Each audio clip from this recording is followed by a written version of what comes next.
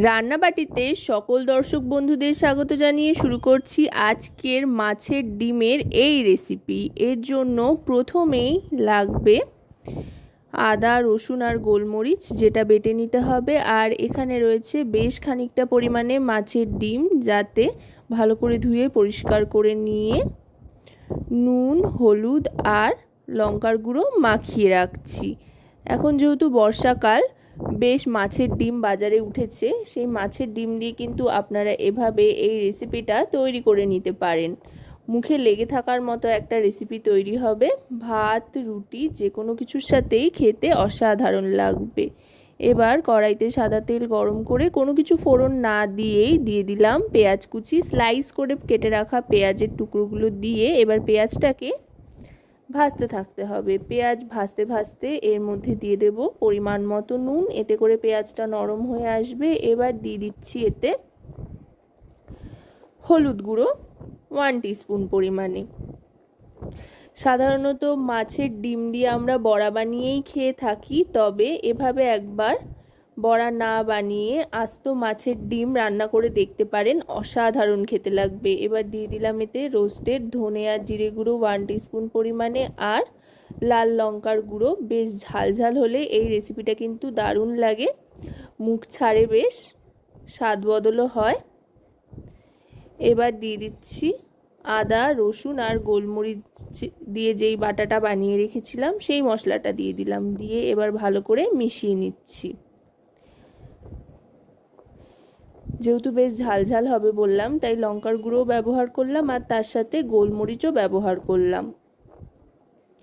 আপনারা চাইলে যদি কম ঝাল পছন্দ করেন তো লঙ্কার গুঁড়োটা বাদ দিতে পারেন, তবে গোলমরিচটা কিন্তু অবশ্যই ব্যবহার করবেন। তাতে কিন্তু বেশ একটা অন্যরকম ফ্লেভার আসবে। যাতে মশলাটা লেগে না ধরে সেই জন্য সামান্য একটু জল দিয়ে এবার নুন, হলুদ, লঙ্কার গুঁড়ো মাখিয়ে রাখা যে ডিমটা ছিল কাঁচা অবস্থাতেই সেটা কিন্তু দিয়ে দিচ্ছি কড়াইতে।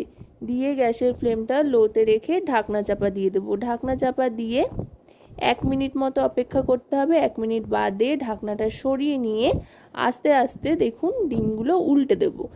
দেখুন একটা পিঠ কিন্তু সাদা রং ধরে এসছে, মানে একটা পিঠ কিন্তু সেদ্ধ হয়ে গেছে।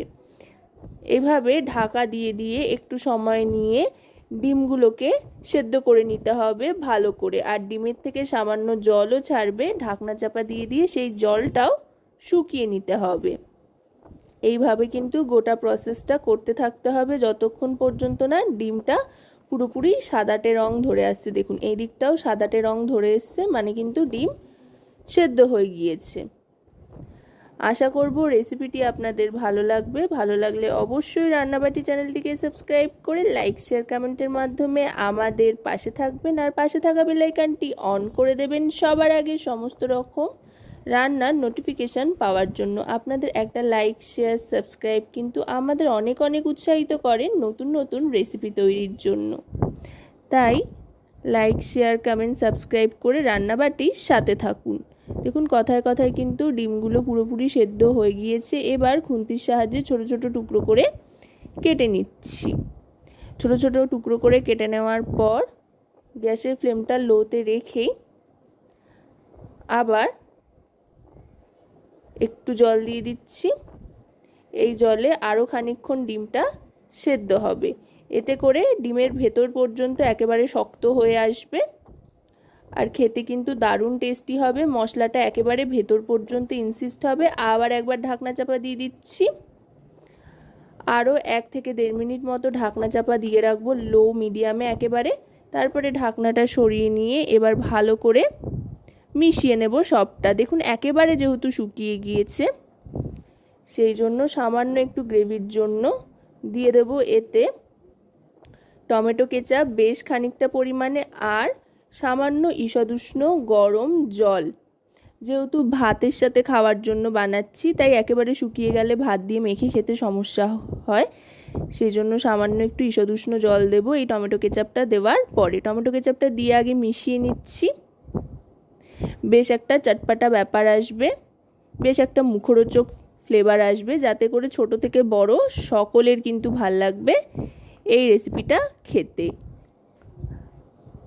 এবার একটু সামান্য জল দিয়ে দিলাম, জলটা দিয়ে ভালো করে ফুটিয়ে নেব যাতে কোনো রকমের পানসে ভাব না থাকে, সেদিকে লক্ষ্য রেখে এবার গ্যাসের ফ্লেমটা লো থেকে মিডিয়ামে করে দেবো। মোটামুটি এই রান্নাটা ডিম দেওয়ার পর থেকে জল দেওয়ার আগে পর্যন্ত কিন্তু গ্যাসের ফ্লেমটা লোতে রেখেই করতে হবে। গ্রেভিটা ভালো করে ফুটে উঠলে আরও 1 মিনিট মতো ঢাকনা চাপা দিয়ে স্ট্যান্ডিং টাইমে রেখে ভালো করে আরেকবার মিশিয়ে নিচ্ছি।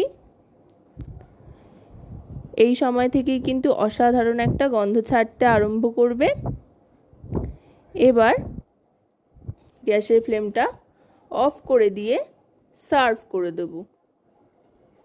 আশা করব রেসিপিটি আপনাদের ভালো লাগবে। দেখতে যতটা লোভনীয় হয়েছে, যত তাড়াতাড়ি সহজে তৈরি হয়ে গেল, খেতেও কিন্তু ঠিক ততটাই ভালো। আর কতটা ভালো সেটা বুঝতে হলে অবশ্যই কিন্তু বাড়িতে ট্রাই করে দেখতে ভুলবেন না।